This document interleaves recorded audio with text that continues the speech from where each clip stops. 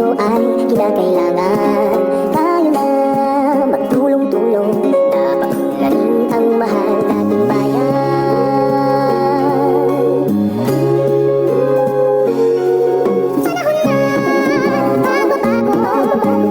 Ayos ang mga dapat ayusin. Dapat na muling tungkulin ng bawat mamamayan dito sa atin. Gawin ang pagbabago sa pag-asenso, pagsikap na mabuti nang kuminhawa tayo.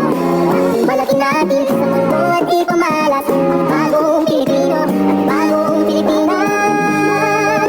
Panahon na magbabago, ikalikin natin ang sarili